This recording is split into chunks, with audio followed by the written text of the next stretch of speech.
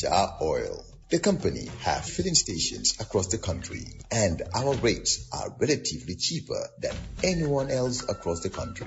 Jar Oil is the biggest producer and distributor of cement in the country with the most competitive prices in the market.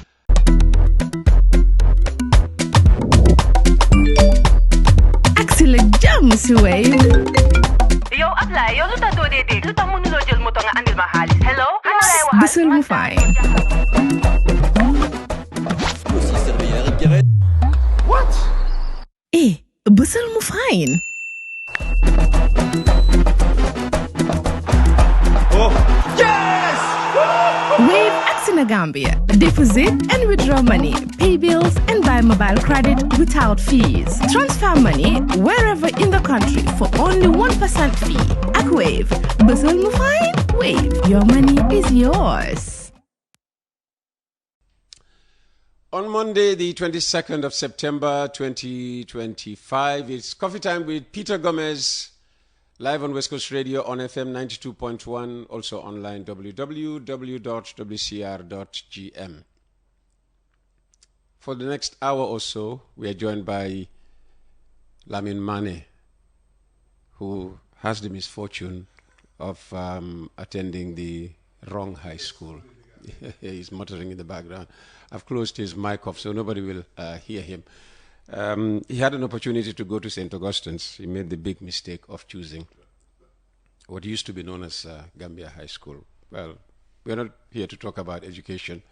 Hopefully, he still has some politics in him, and we're going to be talking about UDP politics for the next hour or so. He's the Assistant Secretary responsible for external affairs of the main opposition United Democratic Party, UDP, which people say is facing its own governance crisis with the resignation from leadership of Talib Ahmed Bensouda, and of course there's been mass resignations in the aftermath of that. Talib, of course, remains, as far as we know, a member of the United Democratic Party.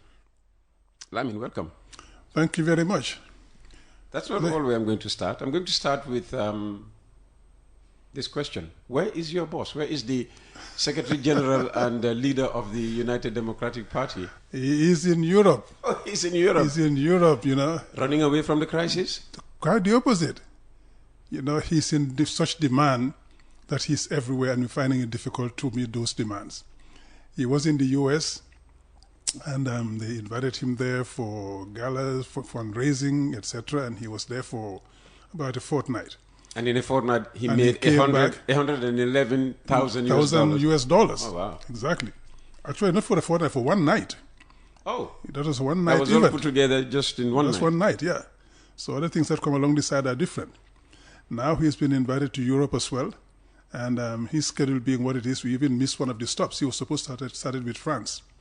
But he couldn't go to France because he's got so many other things on his schedule. So he skipped the France one. He started with Italy. So on Saturday night, he was in Milan, in Italy. We had another fundraising and gala dinner.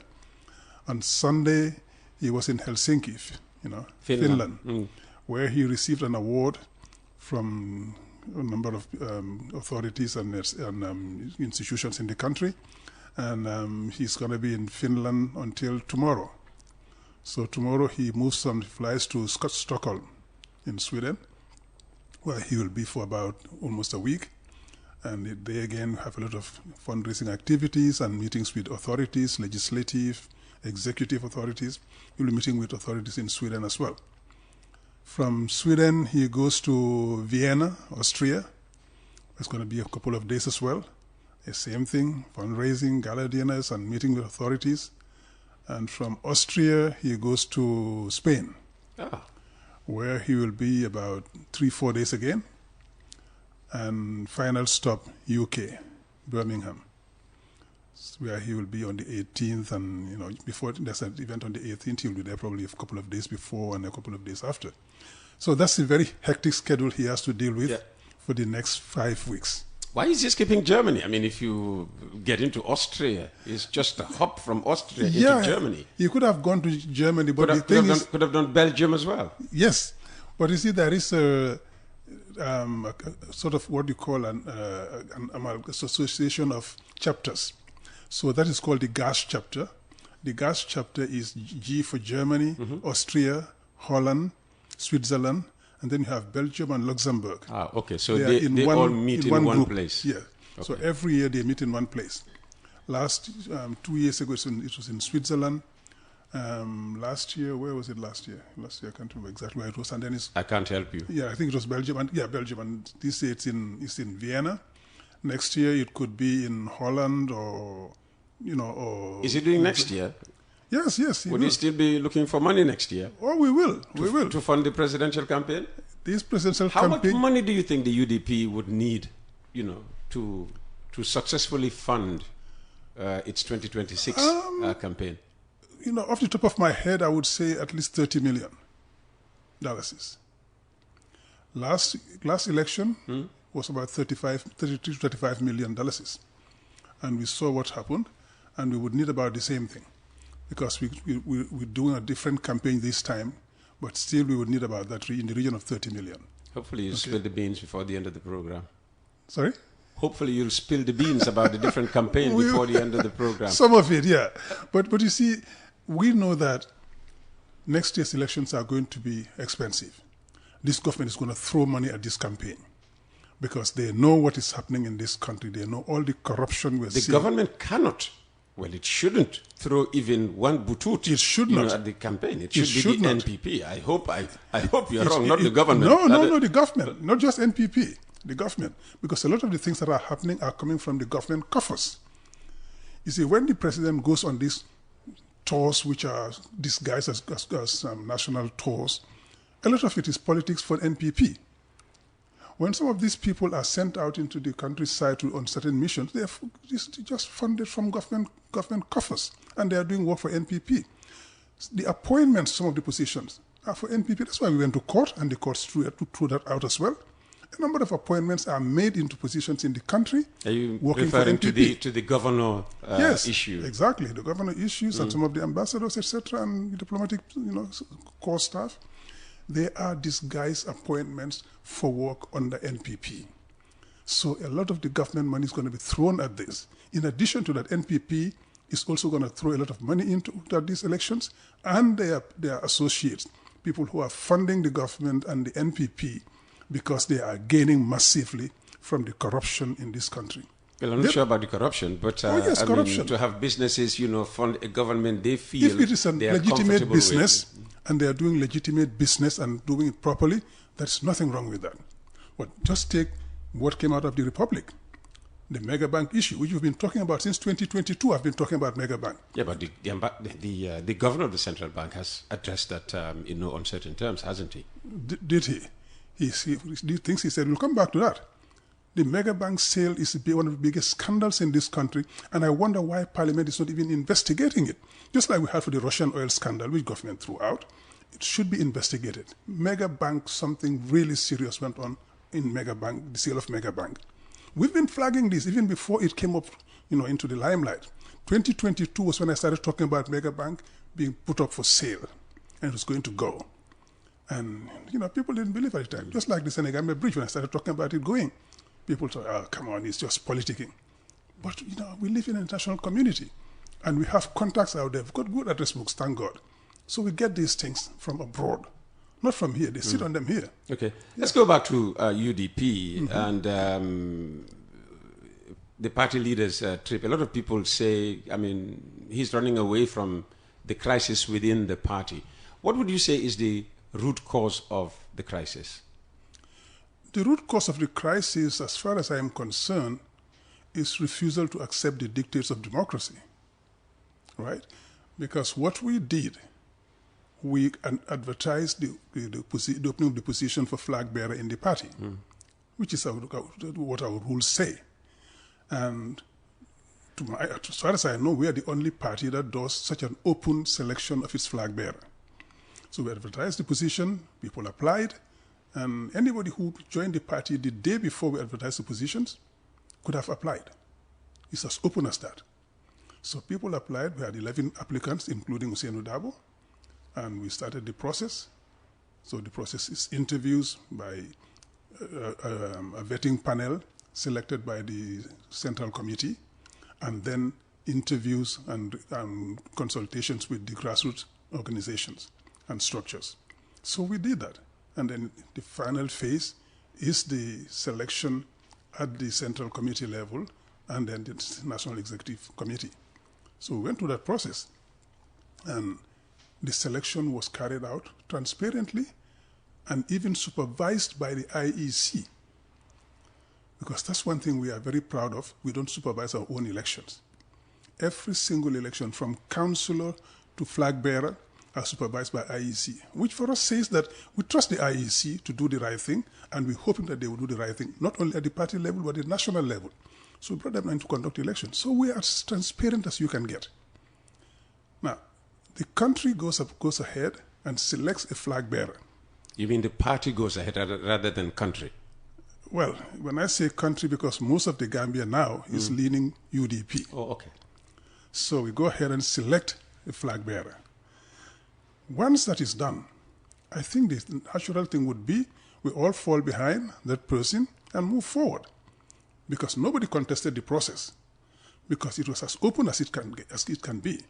We went ahead, we selected a flag bearer based on clearly predefined criteria. This election went ahead as smoothly as you can get. The people made their choice, because what we say is let the people choose. National Executive Committee or Central Committee, we should not sit in our corner and select a flag bearer. That would be undemocratic. We contribute to it, but we are elected by the UDP militants at a Congress. But we see we don't just do it for them. We take it also to the people in the country and say, here it is. These are these people who applied. What do you think? Who should be our flag bearer? And they contribute from the ward level to the regional level. They are all brought in to give their opinions and rate the candidates, etc., and they're all rated. So it's on the basis of that rating that we make a selection. The final selection is that everybody who goes to the final phase should have at least 70% average in the two selections, the interview and the consultations. If you have that, you are entitled to go to the final phase of the selection. And for that, we choose the top three. Those top three would go to the final phase of the selection. This year's, only Hussein Dabo had over 70% average. Nobody else met that criterion. But we said, to be able to nurture democracy in this country, we've got to be seen to do the right things also. Not just do it, but be seen to do it. So we said, look, nobody else got the cut mark of 70%, but let's bring in two extra. The second and third, even though they didn't make the cut, they should be brought in to give them a chance. So we brought in the second and third, who were Amadou Sane and Bori Toure. And then before this election, we usually have consultations with the Council of Elders, and they try to see if they can reach a consensus, get one candidate to avoid elections. Because elections can be contentious sometimes, but this time they didn't manage to reach a consensus. So we went for the elections, and Hussein Dabo won very clearly. So that should have been the end of the process. We moved forward because that was what everybody said. You remember when Yanks Dabo came out and said, if Talib wins, I would go somewhere else. And we said, no, that's wrong. When the party selects somebody, we all fall behind him. And everybody else said that in the party. So that should have been the end of the story. Hussein Dabo wins, we all fall behind him and campaign for him. We've done that for national elections all the time. We've done it for the council elections, for the chairmanship elections, for mayoral elections, NAM elections. So let's do that again and continue. But some people felt that, the people's choice is not consistent with our choice. So we'll leave. That's pretty unfortunate, because you cannot have it both ways.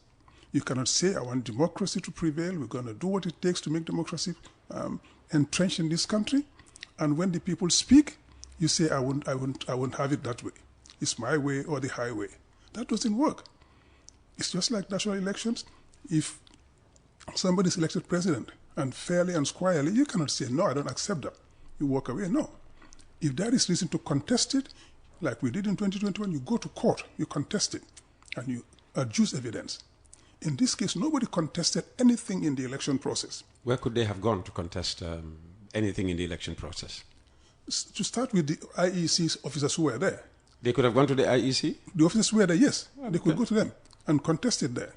And they could have gone to Central Committee and National Executive and contested there as well. Yeah, but they're saying it's only Dabo's people who are there. No, that's not true. That's not true. You see, the Central Committee and the National Executive are elected by people who are UDP militants. And a few positions are left open which are filled by the Secretary General in consultation, because just like they appointed NAMs, to make sure that minorities are represented. And in the case of UDP, Husseinu represented differently abled. He elected women. He represented minority ethnic groups to make sure that everybody has a say in. How many of them? Oh, the women, I think about almost a dozen. Oh, wow. That's a lot. And each of them could cast a vote. Oh, yes. Yes, they all cast a vote. That's a lot. I mean, that's a lot. Don't you feel that if these people are chosen by Ousseynou Dabo, their loyalty would be more to Ousseynou Dabo in any, contested situation than any other person? No. You see, because those people are chosen after consultation with the National Executive Committee. These are people usually who have contested for positions in the party or who are militants in the party, very strong and very vocal. We see them and we say, this one deserves to be here, and bring them in for their independence. Barrow could argue the same thing when he appointed Fabakary Tombong Jatta to be speaker and Sidin Jai to be deputy speaker. Yeah, you all rose up in arms. Except that those two went to him and said, we can help you, but you have to throw out UDP first. So that was a quid pro quo there, So that was different. Secondly, we knew what those people did under the Jammeh regime.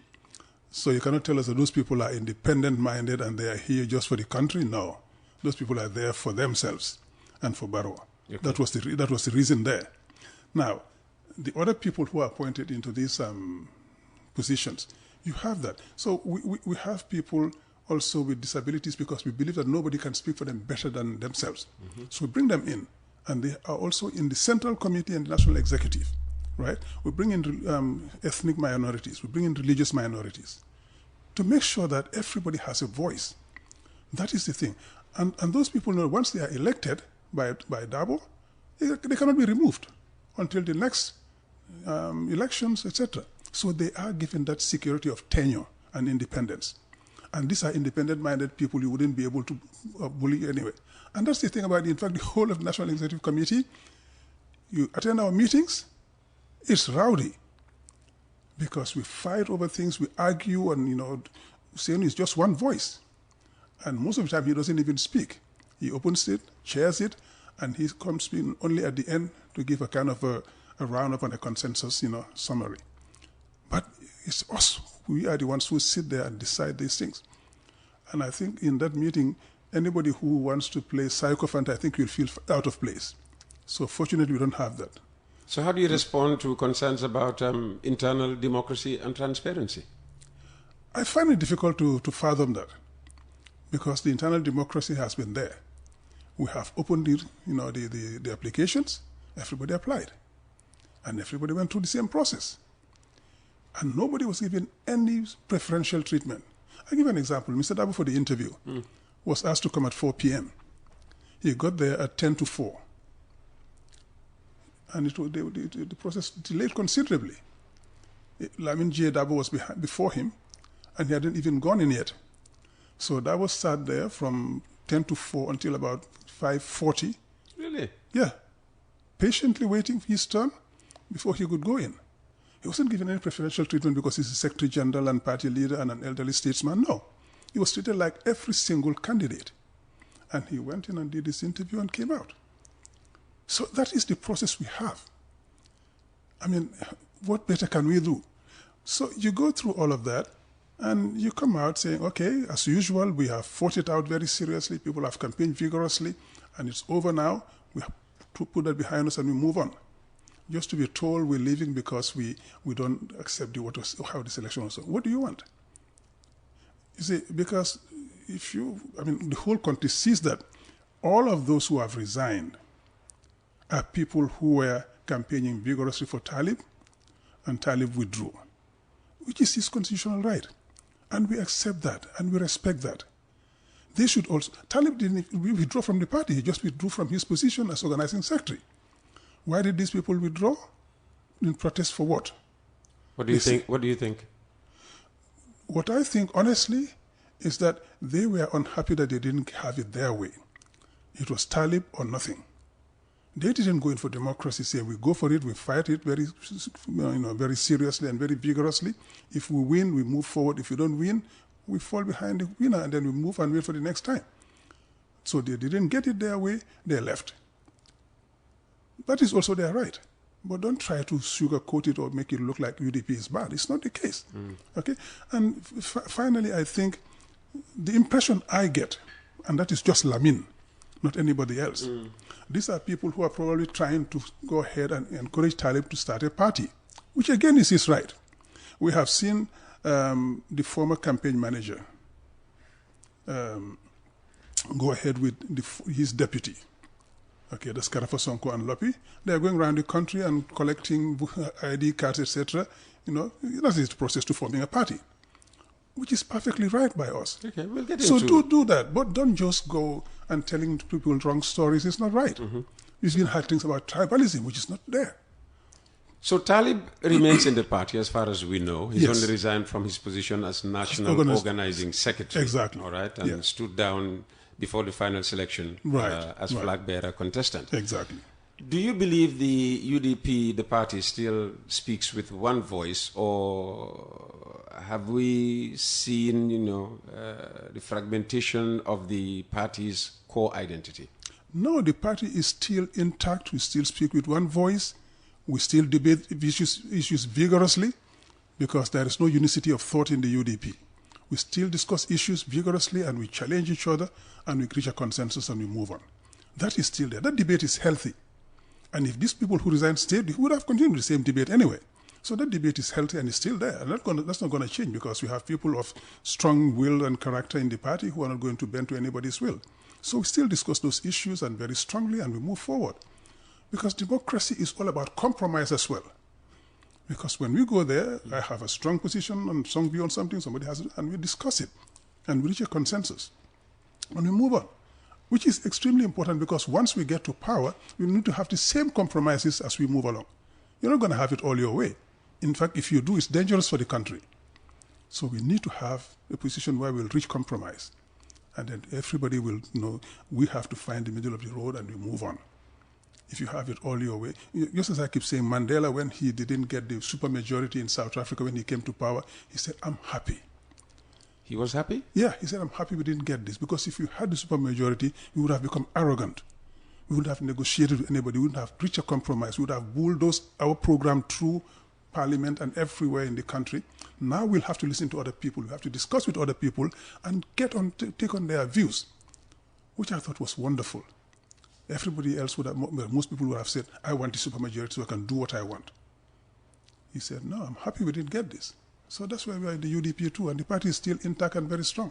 A few days after, Talib announced, the withdrawal of his flag bearer application and also that he was resigning from his position in the executive as National Organizing Secretary, you were quoted in sections of the media as saying that, you will, lead the process of reconciling with Talib.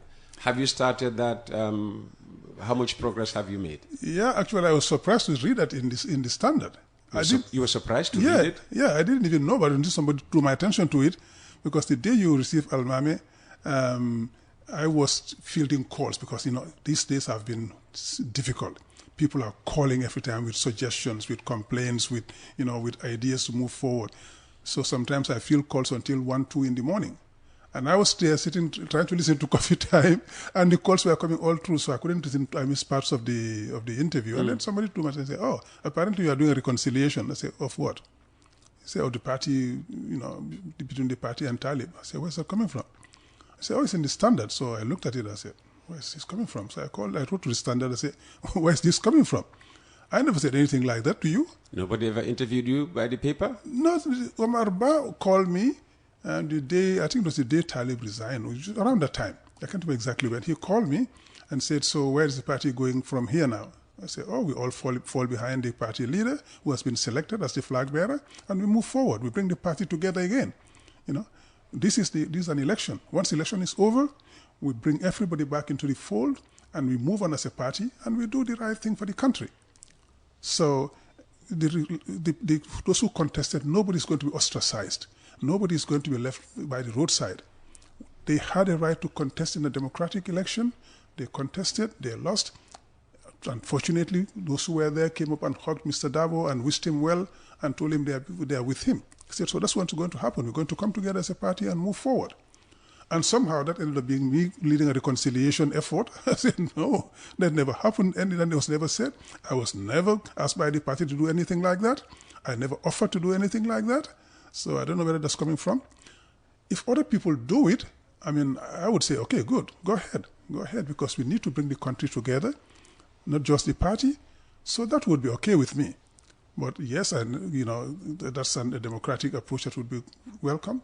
But I never said anything like that. I never was given that kind of responsibility, and I'm not doing anything of that sort right now. What we're doing now is to start working on our campaign for 2026, developing material, we're developing approaches, we're developing our strategies and fine-tuning our policies and programs. That's what we're doing. But nothing else.